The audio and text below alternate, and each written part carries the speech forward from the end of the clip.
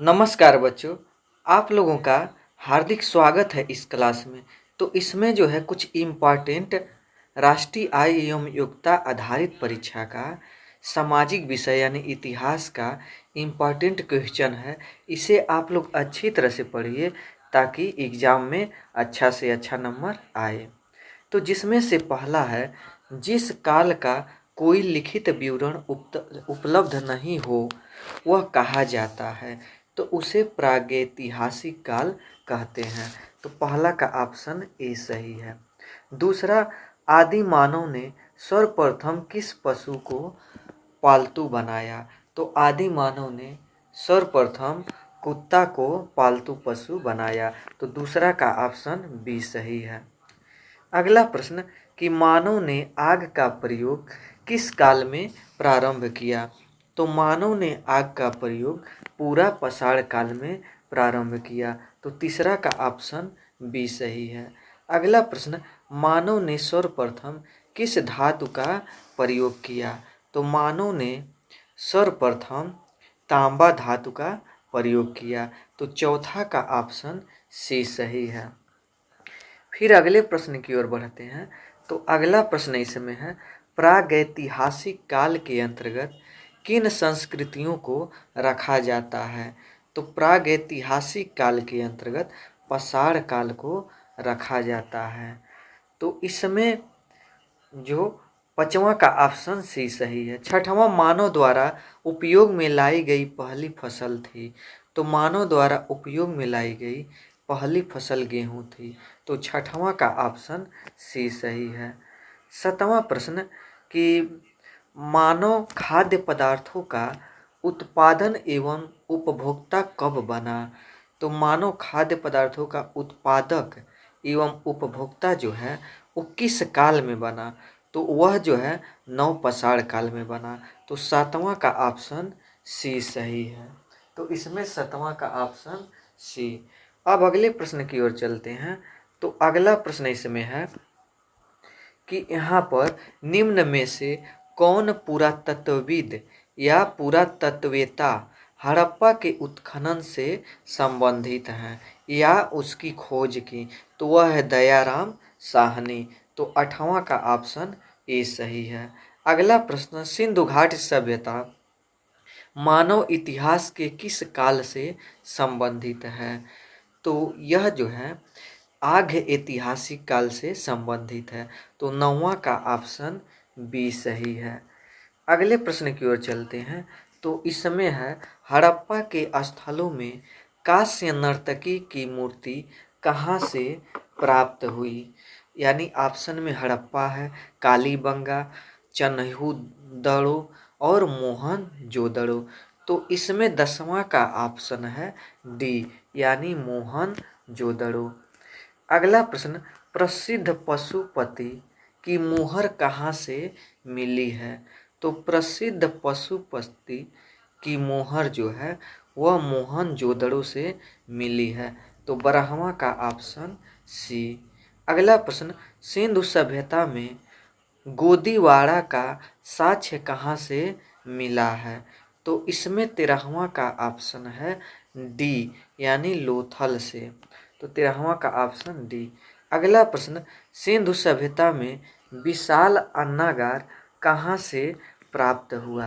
तो सिंधु सभ्यता में विशाल अन्नागार है वह मोहनजोदड़ो से प्राप्त हुआ। तो 14वां का ऑप्शन बी सही है। अगला प्रश्न है, भारत में मूर्ति पूजा का आरंभ माना जाता है। तो भारत में मूर्ति पूजा का आरंभ वह जो है गुप्त काल से माना जाता है। तो 16वां का ऑप्शन डी सही है। अगला प्रश्न, ऋग वैदिक आर्य किसकी पूजा करते थे? तो ऋग वैदिक आर्य जो है वह प्रकृति की पूजा करते थे। तो 17वां का ऑप्शन ए सही है। अगला प्रश्न है, आर्य भारत में सबसे पहले कहाँ बसे? तो आर्य जो है भारत में सबसे पहले वह सप्त सैंधव प्रदेश में बसे। तो इसमें 18वां का ऑप्शन ए सही है। अगला प्रश्न है, आर्यों का मूल निवास स्थान था। तो आर्यों का मूल निवास स्थान है वह एशिया माइनर था। तो इसमें 19वां का ऑप्शन बी सही है। अगला प्रश्न, गायत्री मंत्र संबंधित है। तो गायत्री मंत्र जो है ऋग्वेद से संबंधित है। तो 20वां का ऑप्शन ए सही है। 21वां, स्थानीय स्वशासन किसके प्रशासन की मुख्य विशेषता थी। तो यह जो है 21वां का जो आंसर है वह है ए यानी चोल। अगला प्रश्न की ओर चलते हैं। तो इसमें है अगला प्रश्न, ऋग्वेद का 9वां मंडल निम्न में किस को समर्पित सूक्तों का संग्रह है।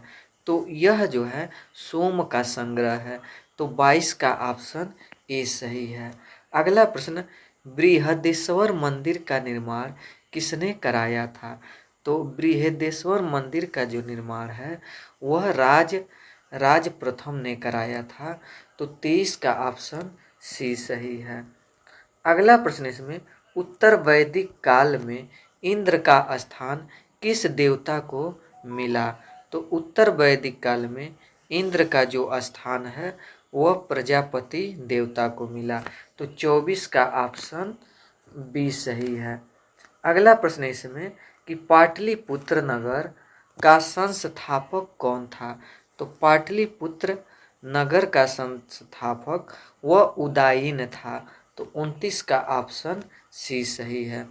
अगला प्रश्न, सिकंदर के समय मगध पर किसका शासन था। तो सिकंदर के समय मगध पर वह घानानंद का शासन था। तो 30वां का ऑप्शन बी सही है। अगला प्रश्न, सिकंदर कहाँ का शासक था। तो सिकंदर जो है वह मकदूनिया का शासक था। तो 31 का ऑप्शन ए सही है। अगला प्रश्न 32, सिकंदर और पोरस के मध्य प्रसिद्ध हाइडे स्पीज का युद्ध कब हुआ था। तो वह हुआ था 326 ईसा पूर्व में।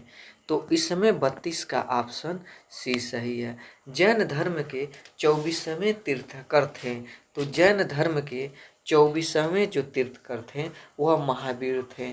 तो इसमें 33 का ऑप्शन बी सही है। अगला प्रश्न, महावीर ने जैन धर्म में पूर्व से प्रतिपादित 4 महाव्रतों में कौन सा 5वां व्रत जोड़ा। तो उसमें 34 का ऑप्शन सी यानी ब्रह्मचर्य। फिर अगले प्रश्न की ओर चलते हैं। तो इसमें अगला प्रश्न, जैन धर्म में त्रिरत्न है यानी क्या है त्रिरत्न। तो जैन धर्म में जो त्रिरत्न है उसको यानी सम्यक दर्शन, सम्यक ज्ञान, सम्यक आचरण, ये तीनों त्रिरत्न है। तो इसका मतलब इसका ऑप्शन होगा उपरोक्त सभी यानी ऑप्शन डी।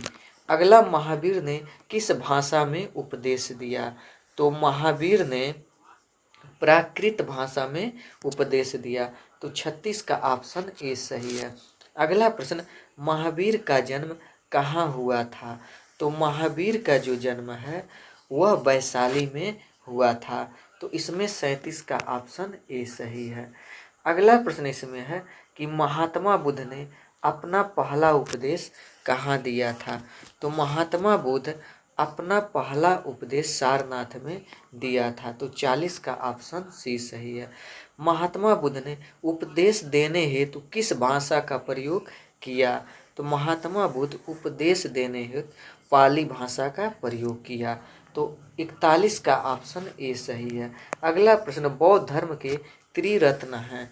तो बौद्ध धर्म के जो त्रिरत्न हैं वह बुद्ध, संघ और धम्म में तीनों हैं। तो इसलिए ऑप्शन डी यानी ये सभी। फिर जो है अगला प्रश्न इसमें है कि निम्नलिखित में से यानी 42 तो हो गया, 43 इसमें है कि निम्नलिखित में से किसके शासन काल में बौद्ध धर्म 2 भागों यानी हीनयान तथा महायान में बंट गया है।